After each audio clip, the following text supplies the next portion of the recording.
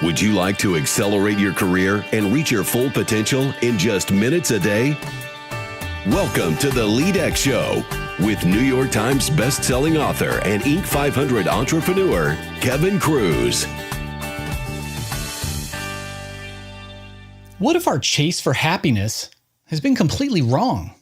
Hello, everyone. I'm Kevin Kruse. Welcome to the LEADx Show, where we help you to stand out and to get ahead. Please spread the word to your friends at home and at work.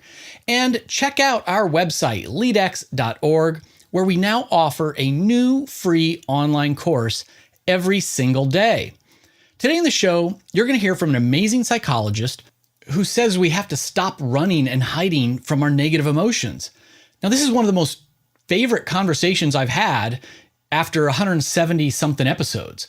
We talk about knowing when to grit or quit, using our emotions as data, not direction, and why you should put two simple words in front of every time you're expressing a negative emotion, like I'm stressing, I'm overwhelmed, I'm so mad. You need to put two words in front of those statements. But first, our tip today is Instagram icebreaker. Now, this is just a fun one, a quick one. The next time you have to give a presentation in front of an audience that doesn't know you very well, maybe it's a speech at a conference, or maybe it's just a presentation to a new team at work. After you give your official introduction or the host introduces you, all that life experience, all your accomplishments, personalize yourself by sharing recent photos that you've posted up on Instagram. And if you're not onto Instagram, just photos that you've taken on your phone. Lately, I take the stage, I hook the audience with a sentence or two, and then I say, you heard my official bio, but here's the real me. I decided I'll show you the last 6 photos from my Instagram page. And then these photos usually include a picture of my cat, my 3 kids, a couple of photos around my house. And people will like you and respond to you better when you're humanized and when you're personal. And usually by showing recent photos, it's fun and often funny. They usually will laugh at a few of them. So this is a great icebreaker technique as well. Like if you're doing a training session or you're in some kind of meeting, you can have the audience pair up and just tell them to share the last 3 photos they took on their phone. It's called an Instagram icebreaker. Our guest today is a renowned Harvard Medical School psychologist and co-founder of the Harvard Institute of Coaching. She challenges the prevailing attitude that we should fix our difficult emotions through positive thinking and chasing happiness all the time. She draws on her 20 plus years of research to instead introduce a revolutionary new concept called emotional agility. It changes the way people live, work, and lead in this very uncertain world. The idea of emotional agility is clearly resonating. The idea was named a Harvard Business Review Management Idea of the Year. Her new book is Emotional Agility: Get Unstuck, Embrace Change, and Thrive in Work and in Life. Our guest is Dr. Susan David. Sue, welcome to the show. Thank you so much for inviting me. Oh, now I'm really excited. I loved your book. Looking forward to chatting about it. But I have a tradition on the LEADx Show where we always start by asking the same first question. We try to get vulnerable right away. So will you tell us a time when you failed at something and what did you learn from it? Oh my goodness, which one do I choose? Well, I've had many failures, but probably one of the ones that stands out most for me is when I quit university. So I had a, fairly bad experience leading up to it where my father had been ill and died, and I still went off because that was the thing that everyone did. And I realized after a while in being there that it was not working for me and I was not working for it. And so I made a very difficult decision, which was to quit. And I think what I've learned from that experience and what is really an ongoing question for me is, when do you grit and when do you quit? Because society really holds up this idea that we should grit no matter what. We should muscle through. When we're struggling with stuff at work, we should just get on with it. And yet one of the signs of human adaptation is knowing when to persevere, but just as equally when you are persevering at something that is maybe incongruent with your values, that has a low chance of success, that you no longer enjoy. And while there often seems to be a lot of shame in the idea of quitting, I actually think that there's a huge amount of grace, dignity, and adaptation in that. The world is changing, we are changing, and we need to know how to be flexible with that context. Wow, so much great stuff there. When to grit and when to quit. And I'm just curious because look at now your amazing academic career and credentials. So when you quit school way back then, did you think, hey, I'm just pausing, this institution isn't right for me, or I need to take a year off before starting again? What did you think at the time? I quit. I was at university at a college away from where I grew up, which was in Johannesburg, South Africa. And I quit. I went to secretarial school. I became a pro shorthand typist. Oh my gosh, that's amazing. And then after a while, decided that I really had a very strong interest in psychology and in emotions, and in particular, the emotional experience that I'd had. And so went back to university, but with a very strong sense of, why is this important to me? What am I trying to do here? How does this align with my values and who I want to be? And that was really important because we know in organizational context and personal context that whilst extrinsic motivation, people telling us we should do something for whichever range of reasons, whether it's money or something else, that can motivate us for a short period of time. But ultimately, we need to really be able to, for sustainable, effective change, be able to connect with our values and who we are and our emotions. Isn't it a shame? Well, I won't assume that you'll agree, but I feel that it's a shame that here in the States, we go right off from high school into undergraduate studies. There's no gap year at all. And as you say, I think how many of us when we're 18 years old have thought about that purpose or that meaning or that develop that intrinsic motivation? And I've tried to encourage, I've got 3 teenagers, and I've tried to encourage all of them to think about a gap year. And the first 2 are, of course, saying, Dad, you're foolish. I'm not taking a year away. But it feels like we would all have better undergrad experiences if we could delay it a little bit. I think that's right. I mean, when you look at college and you look at how very often that first entry into college is a time of very, very great turmoil for people, high rates of depression and anxiety, and difficult adapting, and all this pressure in that context to adapt and to be the best, it becomes very challenging. And certainly I've had many breaks in my career. I dropped out of university. I backpacked around the world for 2 years.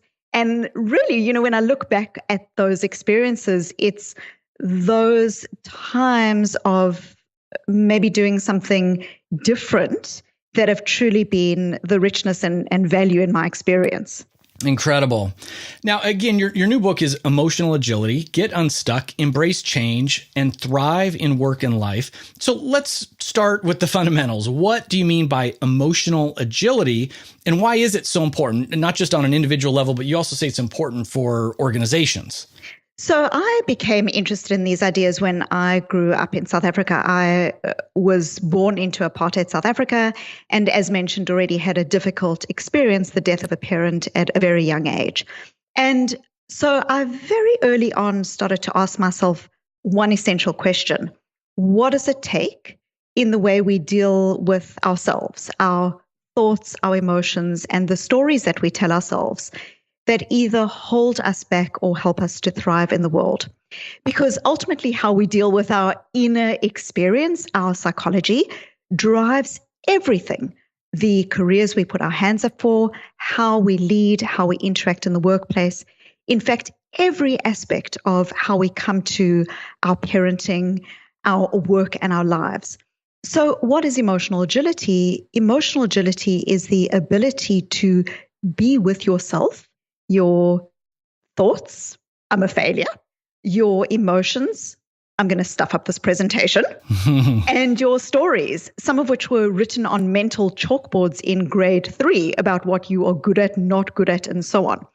And it's the ability to deal with those thoughts, emotions, and stories in a way that is curious and compassionate, in a way that allows you to surface your values, your why, and in which you are able to use that information to make choices and bring to the fore behaviors that are congruent, that are important, that close the gap between your intentions and your reality.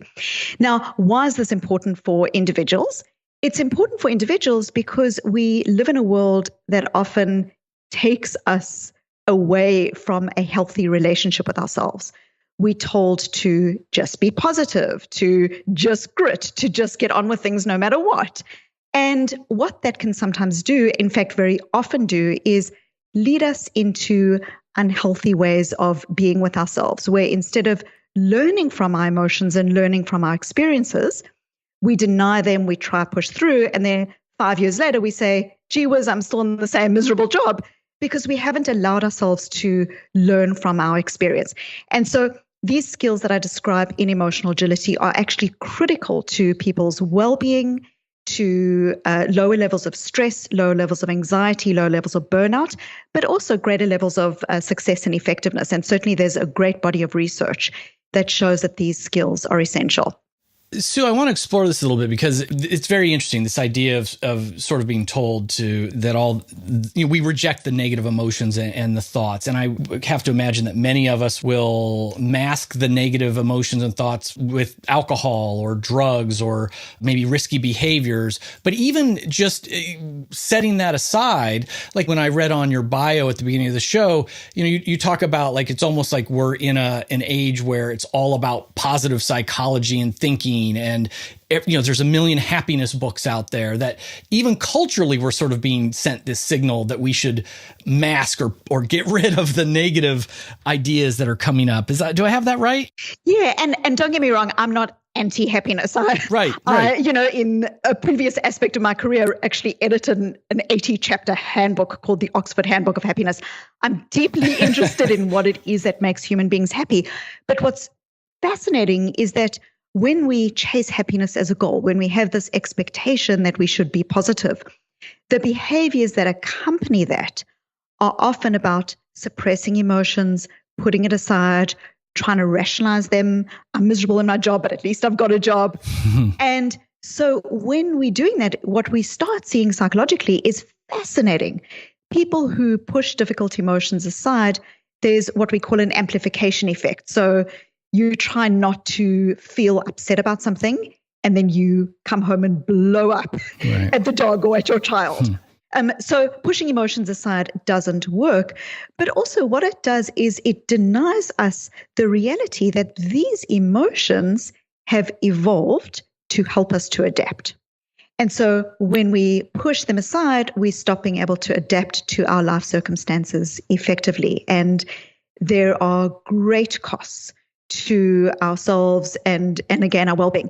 But absolutely, we are force-fed this idea that this should be something that we keep going to. We keep needing to strive for happiness, and that anything else is at odds with that. And I'm curious, where's the balance? Because on the one hand, you're saying we don't want to push our negative emotions or unhappiness aside. It is an authentic experience. But you also write that we have to be careful that we don't get hooked by these negative experiences. So where's the balance between sort of acknowledging how I'm feeling or some negativity and yet not getting hooked by it? So Viktor Frankl, who survived the Nazi death camp, speaks to this very beautiful idea that between stimulus and response, there is a space.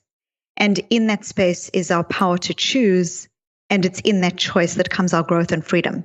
When there's no space between stimulus and response, we are hooked. And what that might look like is, I'm being undermined in this meeting, so I'm going to shut down. I feel really angry, so I'm going to give the person a piece of my mind. What we do is we start attaching our emotions to an action, almost treating those emotions as fact. And when we're doing that, when our thoughts, our emotions, and stories are driving us, that's not effective. The way that I like to think of this is that our emotions are data, not directions. We can tap into them. We can notice them with curiosity. We can notice them with compassion. We can say, what is this thing that I'm feeling strongly about, and what does it tell me about what's important to me, my values, what is critical in my workplace, and so on. We can tap into these, but without treating them as directives to action. Ultimately, who's in charge here, the thinker or the thought? Right. The thinker or the thought. And I'm not sure this is directly related, but it kind of popped into my mind. I was having a conversation with a couple of friends recently about people who express negativity quite frequently, whether they're our team members, there was complaining at work, or whether it's someone, in our personal life. And my one friend, he happens to be a psychologist, and he said when people express complaining around him, he doesn't acknowledge it at all. He doesn't support it, and he doesn't say, "Oh, stop being so negative," because he says that's actually giving them attention and rewarding their negativity. He says he's just silent. He ignores it. The other person said, "Kevin, my rule is I give everybody about 5 minutes, because everybody should be allowed to share the negative parts of their day. They should be able to share with emotional honesty. But if it goes beyond 5 minutes, then I've got a problem with it." I mean, what are your thoughts about the people in your own life and at work who are expressing their negative feelings and thoughts? Well, what's interesting is when leaders, for instance, try to push negative emotions aside, they don't actually leave. They might leave the room, but they get taken up at the water cooler. They get processed, or the person becomes disengaged, might not be expressing emotions, but is still not necessarily effectively playing a role in the team or in where the organization is trying to go.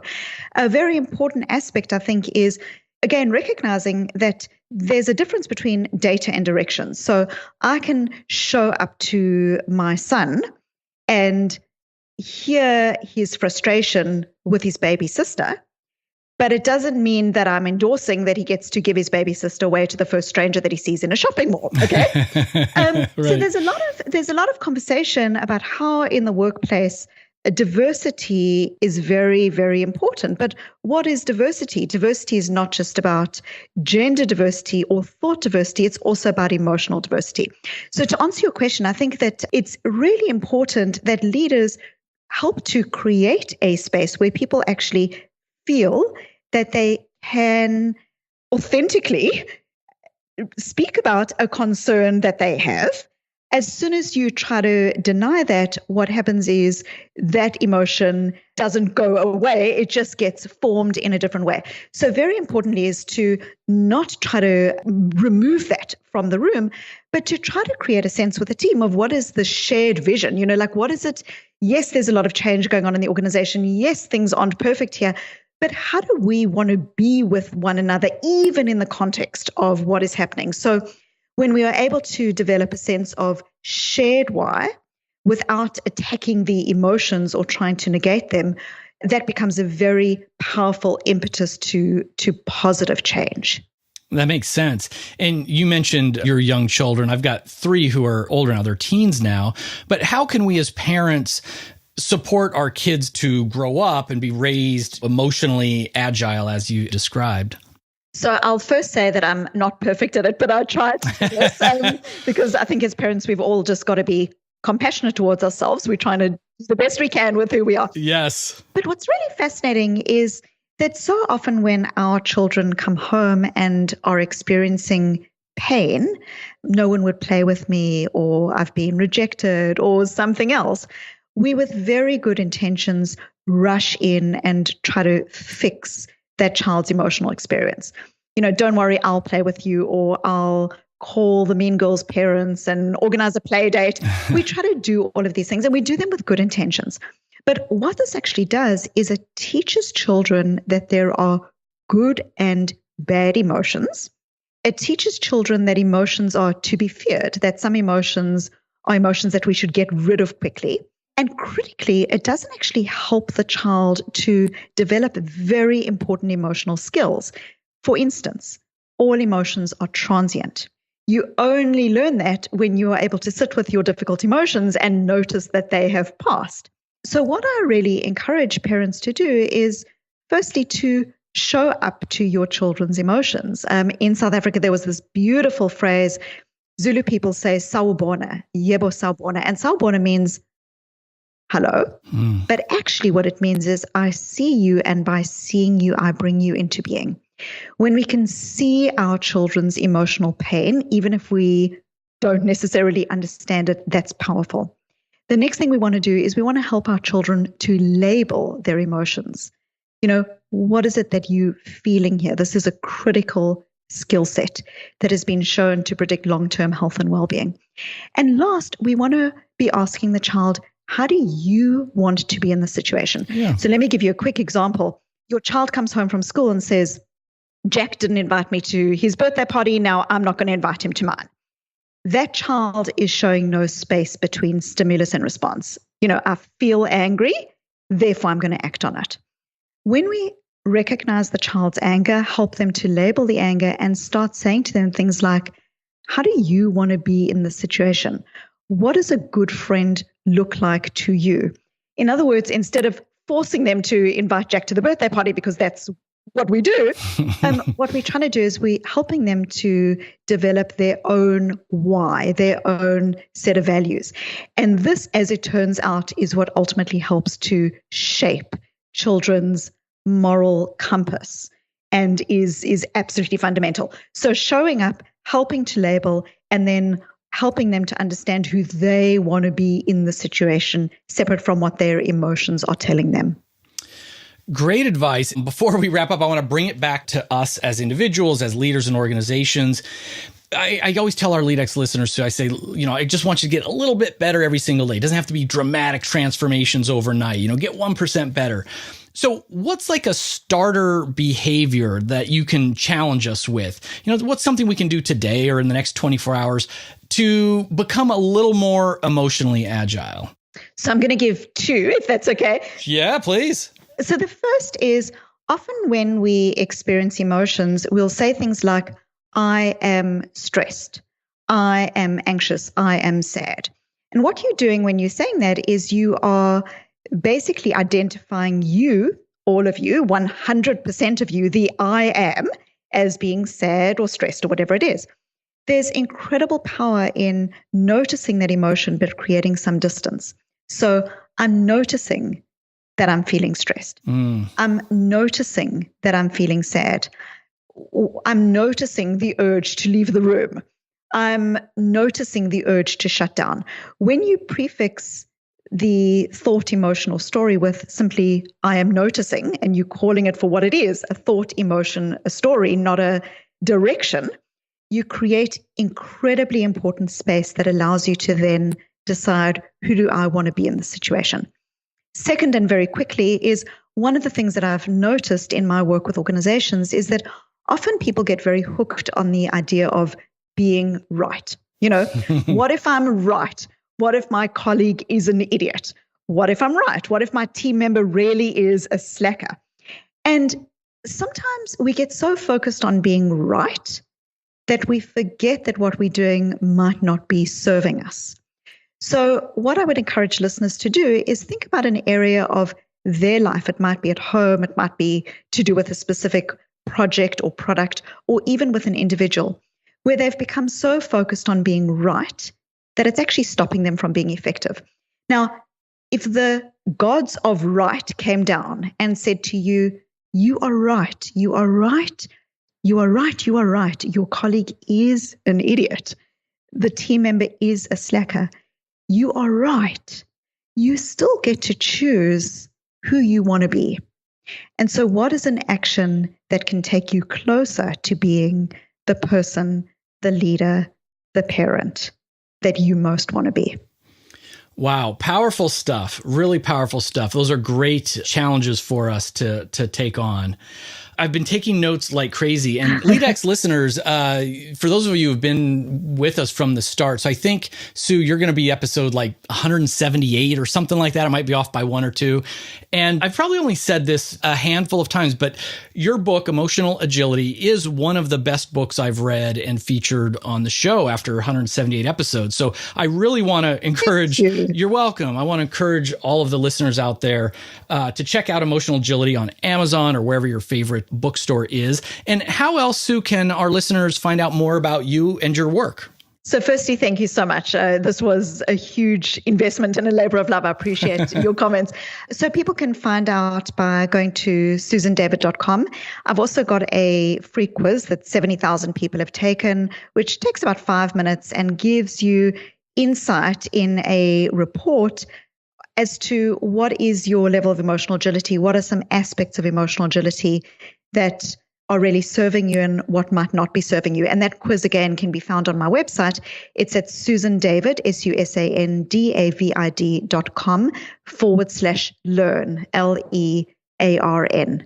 /learn. And we will make sure that we put these links in the show notes and all of the articles, of course, that are going out from this interview. Sue, thanks so much for coming on to the LEADx Show. Thank you. I'm so grateful to be here. Friends, before we go, remember, at LEADx, we're on a mission to give free leadership training and professional development to everyone, anywhere, at any time. Visit leadx.org, that is, to check out our course of the day, or visit leadx.org/Branson to download our free ebook, Richard Branson's 7 Secrets to Leadership. And please take one quick minute, go to leadx.org/subscribe to subscribe and leave a rating for this podcast, the LEADx Leadership Show, leadx.org/subscribe. Until next time, remember, you have incredible influence on those around you, your family, your team at work, your community. We all need you to lead mindfully. How will you lead today?